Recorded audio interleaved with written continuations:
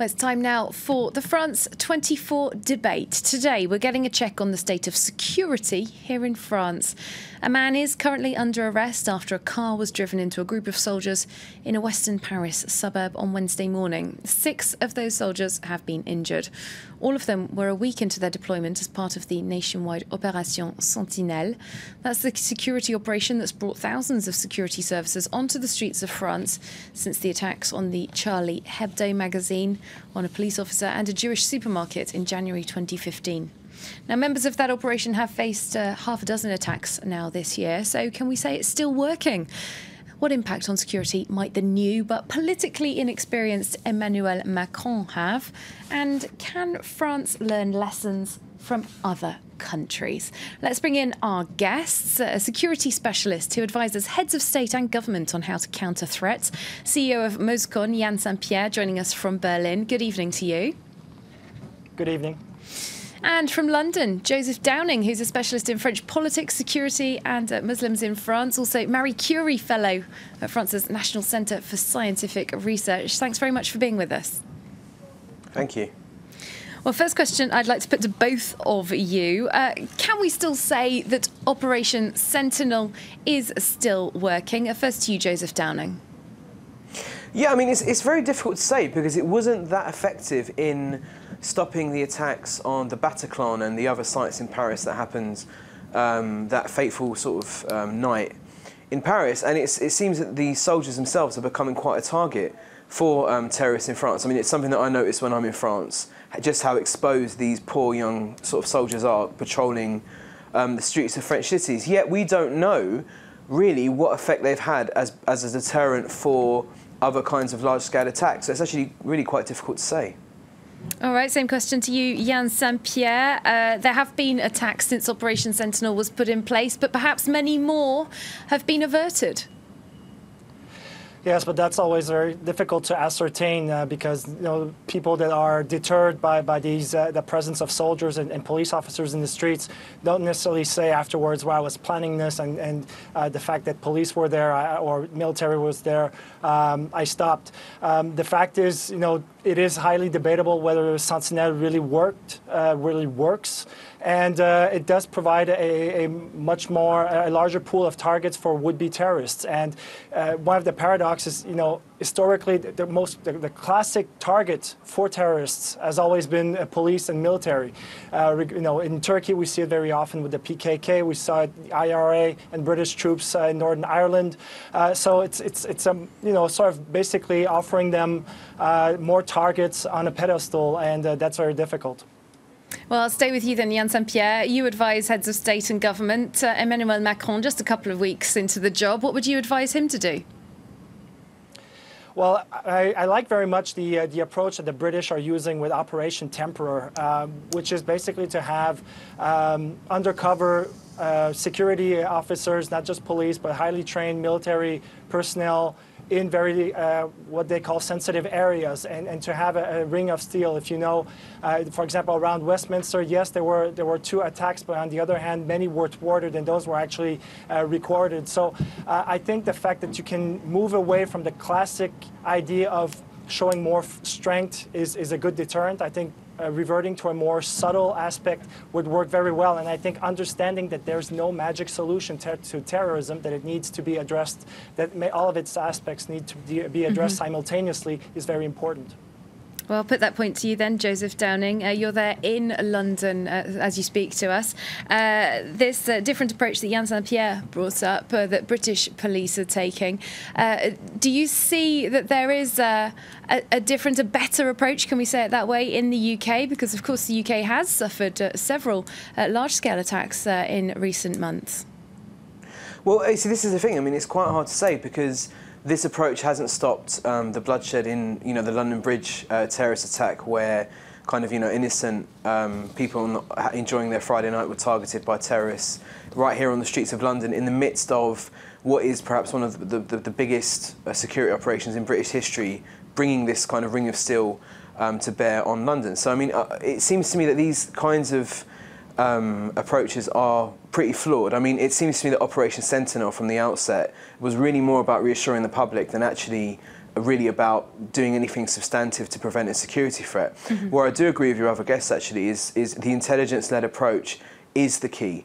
And I think this is where really France really has to get its act together and really actually work on building intelligence-led policing, intelligence-led counter-terrorism on the ground, which I think is something that France has actually done quite badly.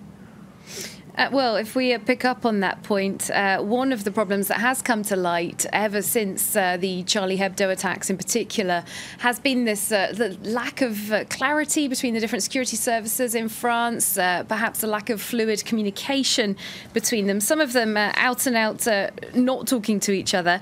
Yann Saint-Pierre, do you see that that situation has improved over time? It's improved over the last 18 months to 2 years, especially since November 2015. Unfortunately, the catching up was, the distance between, where terrorists are and what's needed and what was happening at the time within security services, the gap was so big that catching up will take many more years, actually, because you have to overcome the culture that was there, that was almost generational. You have to also overcome the petty competitiveness between the different agencies, between the different security forces, who has priority. They try to change that, but it takes a lot of time. There's a lot of, the pride factor also plays a big role. So a lot of them need to start learning, well, working together might help a bit more, but it's very, very difficult. And if I stay with you, Yann Saint-Pierre, we know that Emmanuel Macron has said that he wants to spend more money on security issues. Perhaps money not necessarily the key to this then? Well, it depends how you spend it. Obviously, you have many countries that spend outrageous amounts of money fighting terrorism, but they only spend it, for example, on buying more weapons or investing in technology. As I mentioned earlier, fighting terrorism is about being able to be versatile, to be multilateral, to be, work on multiple facets at the same time. And if they stop investing in one magic solution, for example, the issue of de-radicalization in France has been very thorny. Does it work? Doesn't it work? There has been a lot of criticism. The fact is, de-radicalization is only part of the solution. It can work just like the military and the police as well. So good thing that finances are available. The question is, will it be spent intelligently? Well, I'm very pleased that you brought up de-radicalisation, because that is where I wanted to go next. We know that here in France, many of the people who've committed acts in recent times in France are from France. We don't hear as much talk about longer-term issues such as de-radicalisation. Joseph Downing, I know that you have a specialist background in the societal problems that can be the root causes of radicalisation. How would you assess France's attitude towards this aspect of the picture? Yeah, I mean, this is a massive problem for France, and it's only really going to get worse over the next 5 to 10 years when jihadists abroad, I mean, France has got some of the largest numbers for any European country of jihadists that have gone to join ISIS in Iraq and Syria. When they come back, because some of them will, this is going to be a massive problem that France really has to get a grip on. Again, it's something that France has been quite reluctant to really pick up on. There hasn't been an attempt to kind of there's been a lot of sort of lip service paid to trying to get some kind of strategy in place, but just the general kind of social contact, the institutions, the people that are on the ground that could do this kind of job are not really there. And exactly as your guest says, to put anything like this in place, it takes so many years to build up the capacity, the well-trained staff, the institutions that, I mean, it's something that France is really doing quite badly. But saying that, at the same time, France would do quite well to listen more actually to its own Muslim communities. The two brothers behind the Charlie Hebdo attack were well known to local Muslims in their area as a potential problem. They were known as having a large weapons cache inside their flat. They were, caught sort of hoarding weapons by a Muslim neighbour. But the Muslim neighbour didn't feel confident going to the police in France. They didn't feel confident the police would, A, do anything, or B, protect them. And this is where, a sort of community policing, community intelligence-based approach, I think would be, very useful. Well, we know that France does have a very thorny relationship with its Muslim communities. We've seen various attempts by the French state to get to grips with that. There don't seem to be any easy solutions, though. Do you have any suggestions about how France can get to grips with this?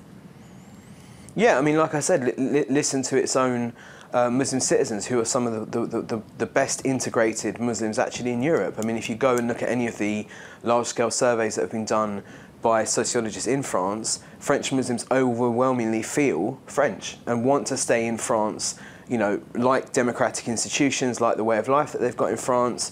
You know, I've got no support for terrorist organisations. And it's building bridges with those communities that really in the long term is what France needs to do. I mean, the problem is, in a secular state that adheres to laïcité, that seems to, you know, spend its time regulating women's swimwear, as we saw in the bikini ban, or overt religious symbols and stuff like that, they're kind of, from my perspective, putting their effort into the wrong fields. Well, if I come back to Yann Saint-Pierre, on the issue of de-radicalisation that you brought us on to, some people say that de-radicalisation efforts, sending people off to special centres, that kind of thing, it's akin to hug a hoodie, you know, trying to cure a problem with love, and when really harsher punishments are being put forward as a better alternative. I have heard a lot of people here in France in recent months saying that they want the death penalty to be brought back for people that are found guilty of terrorist acts. It's popular opinion among many people. Do you think that harsher punishments would be a good alternative? Well, my experience has been that with terrorists or would-be terrorists, there's no general solution to it. Some will only respond to harsh methods. Some will only respond to having a gun pointed at their face. Some will react to, you know, maybe a lesser form of punishment, and some will actually react to a hug. It sounds weird to put it that way, but this is the reality of it, is that there's no general pattern that you can use to say, well, this works better, this doesn't work better. They've tried many forms of deterrence. Many countries have very stringent laws. There's the death penalty in the United States, for example. It hasn't deterred anybody from doing it, very often because there's also these suicide attacks. So a death penalty wouldn't deter anybody who's already willing to kill himself, to kill others. But again, it's on a case-by-case basis. And what we really need as a solution is a system, is a train of thought that will allow us to adapt and be fluent enough to be able to adjust our solutions to the required needs at a given time. Well, same question then back to Joseph Downing. Harsher punishments, how effective do you think that threat could be?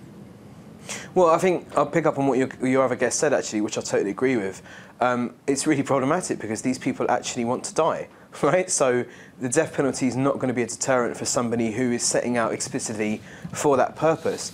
And we can see, you know, if you look at the Middle East and the fight with radical Islam that began really in the kind of late 60s, early 70s in places like Egypt, Syria, Saddam Hussein's Iraq, these places had really, really tough penalties for terrorism, torture, death, solitary confinement. I mean, the worst kinds of punishments you can think of were meted out, and it really didn't have much of an effect. It didn't really deter those people who wanted to go down that road from going down that road.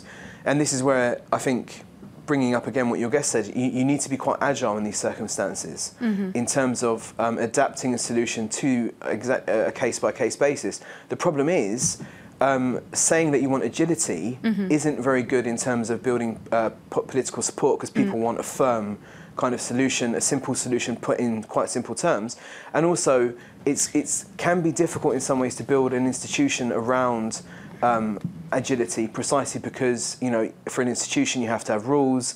These institutions often are very closely monitored for what they're doing. They need to be quite careful about accountability in terms of problems with violating human rights. So it's a very difficult balancing act. Indeed. Really. A complex situation facing France, facing many countries around the world right now. Thank you so much for giving us your thoughts. Joseph Downing speaking to us there from London, and also Yann Saint-Pierre of Moscon speaking to us from Berlin. Thank you both. And that does wrap up today's France 24 debate. Do stay tuned to France 24.